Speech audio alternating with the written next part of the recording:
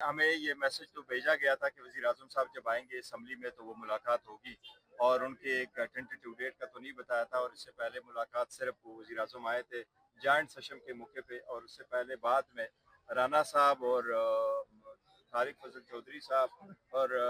انجم صاحب بھی ہمارے پاس آئے تھے، اور مجھے بھی انہوں نے بلایا تھا، وہاں پر بات چیت ہوئی تھی جب یہ ہمیں انوائٹ کر رہے تھے، لیکن ملاقات نہیں ہوئی ہے سو فار، لیکن شاید ملاقات ہو بھی جائے۔ جہاں تک ڈائلاگ کا تعلق ہے تو اچکزئی صاحب اور علامہ راجہ ناصر صاحب کے پاس اختیار ہے، لیکن دیکھیں ماحول بھی اس کے لیے ہونا چاہیے، ماحول بہتر ہو تو پھر بات ہوگی۔ سب سے پہلی بات ہے کہ حکومت اگر گڈ ول شو کرے تو خان صاحب کے ساتھ کی ملاقاتیں بہت ضروری ہیں۔ مذاکرات اور ملاقات نہ ہونے میں آپ کی طرف سے یہ کوئی معاملہ ہے یا حکومت؟ نہیں، دیکھو ملاقاتیں ہوں یا مذاکرات ہو، دونوں میں کوئی سنسیریٹی تو دکھانی پڑے گی، اور کوئی سٹیپس تو لینے پڑیں گے جس سے ماحول بن جائے، اور وہ حکومت نے کرنا ہے۔ دیکھیں سب سے آج آپ نے دیکھ رہے ہیں کہ کتنے لوگ آئے ہوئے ہیں، یہ جب تک آپ ملاقاتیں نہیں کرنے دیں گے اور لوگوں کے پاس ایک کنسرن ہوگا کہ خان صاحب کی ہیلتھ کے بارے میں کنسرن ہوگا، خان صاحب کے آنکھ کے بارے میں جو سچویشن ہے وہ آپ لوگوں کو نہیں بتا رہے اور عدالتوں میں جا رہے ہیں، وہاں سے انصاف نہیں ملے گا، تو پھر اس سے آگے پھر بات کیسے بنے گی اگر آپ اتنا ہی گریس نہیں دکھا رہے؟ کیا ہے حکومتی شرائط کیا؟ دیکھیں شرائط نہ حکومت نے کوئی رکھا ہے اور نہ ہی اچکزئی صاحب نے کہا ہے کہ میرے یہ شرائط ہے۔ خان صاحب نے ان کو فل اتھارٹی دی ہے کہ آپ مذاکرات کریں، کن شرائط پہ کرنا چاہتے ہیں، کس سے کرنا چاہتے ہیں، کب شروع کرنا چاہتے ہیں، آپ تحریک چلانا چاہتے ہیں، یہ سارا اختیار اچکزئی صاحب کے پاس ہے۔ آپ وقت کے مطابق سے اچکزئی صاحب جب فیصلہ کریں گے وہاں میں ملک کو جب بھی سفارتی اور اقتصادی استحکام اور اعتماد کی ضرورت ہوتی ہے بین الاقوامی سطح پر، تو پی ٹی آئی اس وقت گورنمنٹ کے خلاف کی جاتی ہے، اور اس کی احتجاجی سیاست ملک کے لیے مزید بحران یا نقصان کا نہیں، دیکھیں ہم نے تو ہمیشہ سے بڑے جتنا دیکھو ہماری تو بڑی اسٹرانگ ریزرویشن ہے حکومت پہ، ان کے مینڈیٹ پہ جو وہاں بیٹھے، لیکن ان سب چیزوں کے بجائے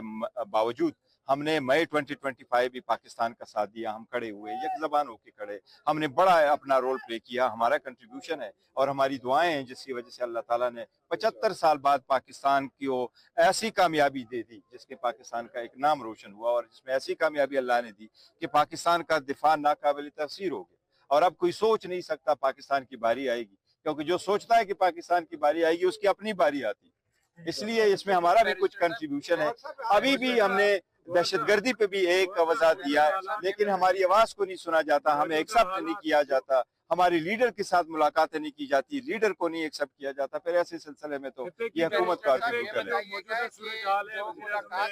اجلاس بلایا، آپ کو بھی اس میں دعوت دی گئی، لیکن پی ٹی آئی نے روایتی موقف اختیار کیا اور نہ ہی اجلاس میں شریک ہوئی، کیونکہ اس وقت جو صورتحال ہے ظاہر ہے یہ پی ٹی آئی کے لیے بھی پریشان کون ہے۔ نہیں، ہماری جب ملاقات ہوئی اور دعوت دی گئی اس وقت ہم نے ان کو کہا تھا کہ بہتر یہی ہے کہ پرائم منسٹر ہاؤس میں چند لیڈران کو بریف دینے کے بجائے، میٹر بڑا سیریس ہے، بہتر ہے کہ آپ ایوان میں ادھر آ کر کی بریفنگ دے دے، سب کو ہاؤس کو بریف کیا جائے اور نمائندگان کو بریف کیا جائے، کیونکہ نمائندگان نے اپنے حلقوں میں جا کر کی پبلک پرسپشن اور اپنے حلقوں میں بات کرنی، لہٰذا آپ یہ کریں بجائے اس کے کہ آپ وزیر اعظم ہاؤس میں کریں کہ اس سے ایوان مضبوط ہوگا۔ یہ ہم نے اتنی شرط رکھی اور ہم نے اس کی زیادہ نہیں رکھی، البتہ یہ ضرور ہم نے رکھا تھا کہ خان صاحب کے ساتھ ملاقات سے پہلے ملاقات ہو جائے گی۔ دیکھو ہونے تو چاہیے لیکن ابھی تک کچھ لوگوں نے رائے دی تھی کہ جانا چاہیے اجلاس۔ دیکھو ہماری پارٹی ہیں، مختلف لوگ رائے تو آتے ہیں، لیکن بائی اینڈ لارج یہی تھا کہ نہیں ہونا چاہیے۔ رجسٹر صاحب یہ بتائیے کہ جو ریجنل سچویشن ہے کہ افغانستان کے ساتھ چل رہی ہے اس کے اوپر پاکستان تحریک انصاف کا کیا موقف ہے، اور دوسرا اسرائیل کی جو جارحیت ہے امریکہ کی اور اسرائیل کے ایران کے اس کے اوپر پی ٹی آئی کیا موقف؟ دیکھیں پی ٹی آئی اپنا موقف دے چکی ہے، ہم even floor of the house بھی دے چکے ہیں کہ پاکستان کے جو دشمن ہے وہ دہشت گرد ہے، اور ہم نے افغانستان کو کہا ہے کہ افغانستان کے دشمن کو ہم نے ہمیشہ اپنا دشمن سمجھ کے ان کے خلاف ہم لڑے ہیں، لہٰذا افغانستان بھی پاکستان کے دشمنوں کو نہ بسائے، وہ پراکسی ان کا نہ بنے، وہ پاکستان کو کے خلاف اپنی سرزمین کو استعمال ہونے نہ دے۔ اس لیے پاکستان کے پاس یا تو آپشن یہ ہوتا کہ ہم انتظار کریں اور دہشت گرد ہمیں اٹیک کرتے، یا ہم دہشت گردوں کا جہاں بھی ہو ہم پیچھا کر لیں۔ تو دیکھیں نا یہ تو پاکستان کا رائٹ ہے، پوری دنیا ایسا کرتی ہے، لہٰذا پاکستان ایران پہ جارحیت جو ہے یہ ہم نے بڑی شدید مذمت کی ہے اس کی، اور ہم مذمت کرتے ہیں ایران۔ دیکھو پہلی بات تو یہ ہے کہ 12 دن لڑائی کے بعد، جون کے بعد ایران خطرہ نہیں بن چکا تھا، امریکہ نے خود کہتا ہے کہ ہم نے ان کا انٹائر انفراسٹرکچر اوبلیٹریٹ کیا، اور پھر بھی آپ کے ساتھ وہ ڈائلاگ میں شروع تھے، تو ڈائلاگ جب آپ کر رہے تھے تو عمان کے فارن منسٹر نے کہا کہ ایران اس بات پہ ایگری کر گیا تھا کہ zero stock filing of enrich uranium ہوگی، फिर फॉरेन मिनिस्टर ईरान ने भी कहा कि हमारी बातचीत कंप्लीट हो गई और सिर्फ IAEA के जो एक्सपर्ट है उन्होंने मोडेलिटीज पे करनी है। इसी में फिर अटैक करना ये तो बिला जवाज है, बिल्कुल नहीं होना चाहिए था। फिर आप उनकी लीडरशिप को अटैक करते हैं ये तो, और उसके लिए रिजीम चेंज करते हो, ये तो कोई दुनिया के इंटायर लॉ के खिलाफ है। ये ऐसे जगहपन तो नहीं होना चाहिए।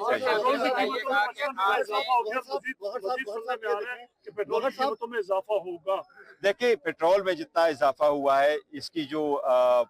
विंडफॉल टैक्स किस्म का इन्होंने बनाया है और ये सारा बेनिफिट दिया है ऑयल मार्केटिंग कंपनी है, तो ये नहीं होना चाहिए। तो दूसरा, अगर हुकूमत अपना स्टॉक फाइलिंग पूरा करती, ओगरा की जो रिक्वायरमेंट है कि आपके पास इतने दिनों का स्टॉक होना चाहिए था, अगर हुकूमत वो स्टॉक रख लेती तो उनको ये नहीं होता। हुकूमत ने अभी जो ऑस्टेरिटी प्लान दिया ये टू लिटिल टू लेट है। हुकूमत के अगर आप 4 दिन काम करोगे तो आप जो सर्विसेज है, पब्लिक सर्विसेज है, वो आप इफेक्ट कर जाएंगे। आप फुल प्लेज बेशक वो कर दे,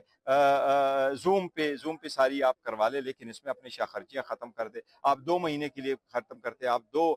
दिन की तनख्वाह लेते, ये इनफ नहीं है। हुकूमत को मजीद इस पे प्लान लेना चाहिए ताकि अवाम पे ये बर्डन पासान ना हो सके। बाढ़ पासान होना बड़ा जरूरी है। ये बताइए कि जो वज़ीर आज़म ने इजलास बुलाया था वो खित्ते की सूरत हाल पे था और एक मुत्तफिका मैसेज जाना चाहिए था क्या, और KP में PTI की हुकूमत है, वहाँ पे सूबे में अमन अमान है, वो फ्रंट पे सूबा इस हवाले से है जो सूरत हाल खराब है, तो क्या आप नहीं समझते कि PTI ने शिरकत ना करके उस कौमी इत्तेहाद को नुकसान पहुंचाया है और एक मैसेज जो बैनुल-अक़वामी सतह पे जाना चाहिए था उस नहीं? देखिए असम्बली, हम समझते हैं assembly the most important forum है। पता नहीं हुकूमत क्यों कर बार बार कह रही है हम PM हाउस में लेके जाते हैं, PM हाउस में लेके जाते हैं। हम उनके साथ, हमने कहा कि एक साथ दुआ पढ़ते हैं, हमने कहा जी रिजोल्यूशन एक साथ ये पास करें, इसमें पूरे कौम एक तरफ मुत्तफिक है। कौम की तर्जुमानी अगर आप करते हैं, कौम की बातों का, जज्बात का, एहसासात का अगर आपको एहसास है तो क्या फर्क पड़ जाता है। आपको चाहिए, पहले भी तो ऐसा होता रहा है, आप आए ईवान को ब्रीफ कर दे बजाय चंद लीडरान को आप ब्रीफ करें। PM साहब ब्रीफिंग करना चाहते हैं तो जो इदारे वो आ जाएं, वो ब्रीफ कर दे और पूरी कौम के नुमाइंदगान को करे, ये आइन का तकाजा है। ईरान जंग पे जो हुकूमत की पॉलिसी है, इस वक्त हुकूमत का जो इस वक्त स्टैंड है, सऊदीया पे भी हमले हुए ईरान की तरफ से, ईरानी अटैक्स हुए वहाँ पे, उस पर हुकूमत ने जो स्टैंड लिया है और कहा है कि सऊदी अरब में जो अटैक्स हुए इनकी हम मजम्मत करते हैं। तो हुकूमती देखिए हमने एज अ पार्टी ईरान से भी रिक्वेस्ट की है, ईरान पे जो अटैक हुआ इसकी हमने मजम्मत की है और ईरान से भी हमने ये रिक्वेस्ट की है, मुतालबा किया है कि मुस्लिम रिटेलिएट ना करे, एस्केलेट ना करे अगेंस्ट द मुस्लिम कंट्रीज। वो जहाँ भी है वह मुस्लिम ममालिक को निशाना ना बनाए ताकि मजीद एस्केलेट ना हो, क्योंकि दुश्मन चाहता है कि मुस्लिम दुनिया आपस में लड़ पड़े और तड़वड़ वार की तरफ हम जाए और मुसलमानों के हाथों, क्योंकि इसमें तो उन्हीं का पैदा होगा